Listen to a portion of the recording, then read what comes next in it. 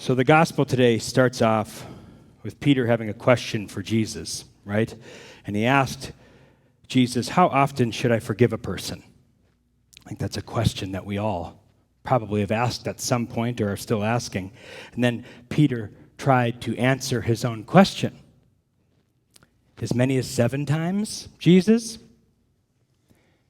We got to admit, or at least I have to admit, that's pretty generous. As one scholar notes, people don't often get second chances, much less 7. Peter's being pretty generous. But nevertheless, and shockingly, Jesus responds, not 7 times, Peter, forgive them 77 times. Now, I don't think Jesus is being literal. I think he's being poetic, indicating that those who follow him should be extremely committed to mercy. And to expand on his point, Jesus then tells a parable. A story of a slave who owes a major debt to a king. The king eventually takes pity on the slave and forgives the debt entirely. But then that forgiven slave goes and violently confronts someone who owes him, and even gets him locked up. The king finds out about the unwillingness to forgive and throws him into prison to be tortured. The end. Here's what I think a lesson in the parable is. Like the king in the story, God has forgiven us. Likewise, we are expected to forgive each other. And when we don't, when we withhold forgiveness, there will be bad outcomes. God forgives, we're expected to forgive, and things get worse when we don't. My focus today is on the when we don't part of the lesson. You see, an unwillingness to forgive catches up with the slave in the story, ending up imprisoned and tortured. And with that ending, I think Jesus is warning us that a life defined by grudges and revenge will be a prison of torturous hell. And that's a tough lesson for us because forgiveness is so hard. People in our life have caused us real pain. And the thought of resetting that debt to 0 can seem impossible, if not toxic, given what people have done to us and how they've hurt us. But I also don't think it's implied in the parable that hurtful things people have done to us are okay, and that forgiveness means that. Or that we should just forget what has happened to us. God forgives sin, but God also calls it out and holds it accountable. So in other words, I think forgiveness can be different than letting someone walk all over you. And on that point, the Lutheran theologian Nadia Bolz-Weber has some really profound insight for how forgiveness works or can work. She says, when someone else does us harm, we are connected to that mistreatment like a chain. And what if forgiveness, rather than being a pansy way of saying, it's okay, is actually a way of wielding bolt cutters and snapping that chain that links us to the person that hurt us? In other words, our forgiving people that have hurt us,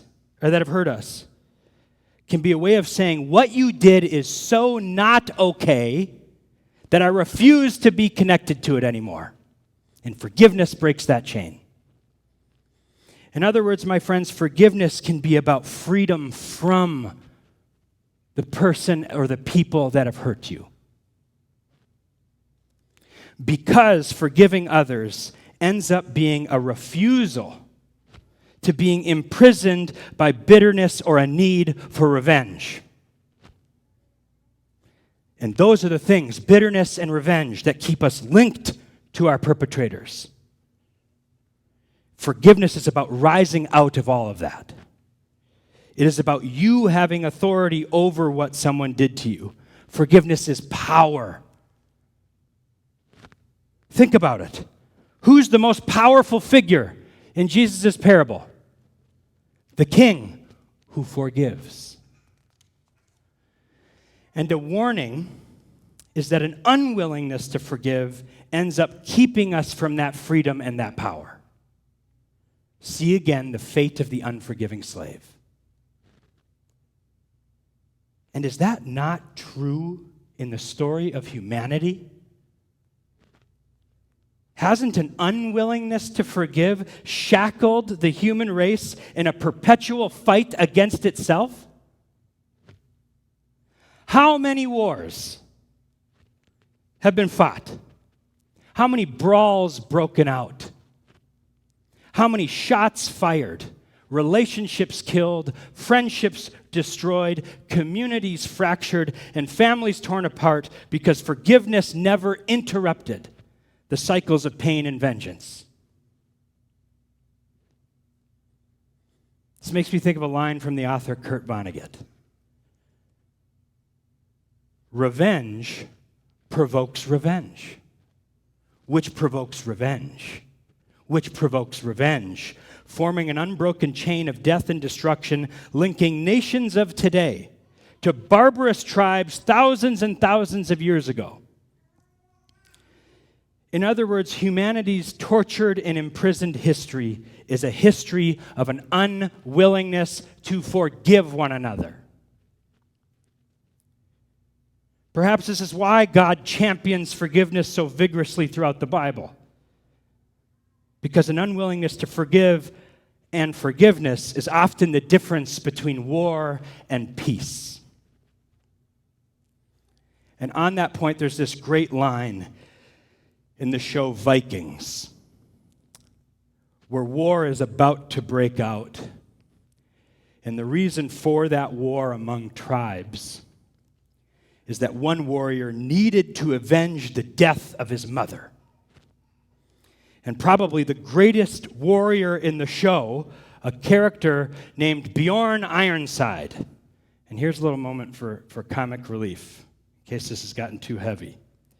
I mean, what a name, huh? Bjorn Ironside. I once told Margaret that if we ever have another boy someday, we shall name him Bjorn Ironside Skogmo.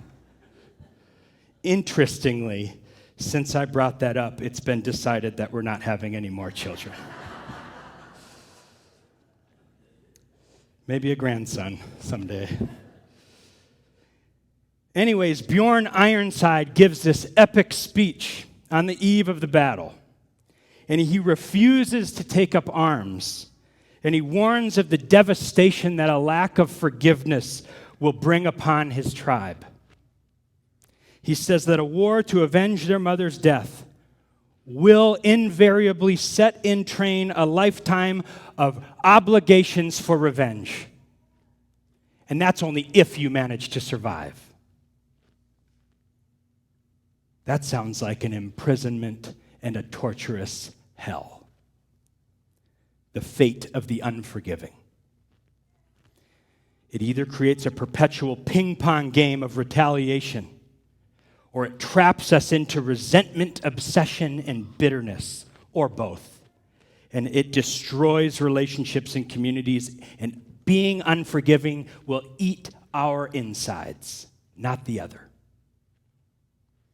But mercy and forgiveness, these are powerful enough to drive a wedge into those traps and cycles of revenge and bitterness. That understanding of forgiveness is crucial, so I'm going to paint another picture to reinforce it. On a lighter level, but just as relatable. Imagine you're in a drive-thru, and someone behind you starts honking their horn as you're looking over the menu because they think you're taking too long. I tell you what my instinct would be. retaliation. My wife can tell you that it's not her favorite part of my personality. My first instinct would be to turn and look back at them and then proceed to take even longer. But then what happens? More honking at best. Or maybe we go back and forth and make each other even crabbier for the rest of the day. And at worst, it escalates into something uglier. Whereas what's the more powerful and freeing move? It's the move of the king in the story. What if I took pity on them, ignored their honk, ordered my food, and when I got to the payment window, I paid for theirs? Chain broken. Cycle disrupted. We both can move on. Forgiveness is more powerful than vengeance. My friends, Jesus himself experienced the world's violence and betrayal, and he forgave. We sometimes think the strong return violence for violence, but we worship a God whose forgiveness brings violence to its knees. And that king calls us to do the same. Amen.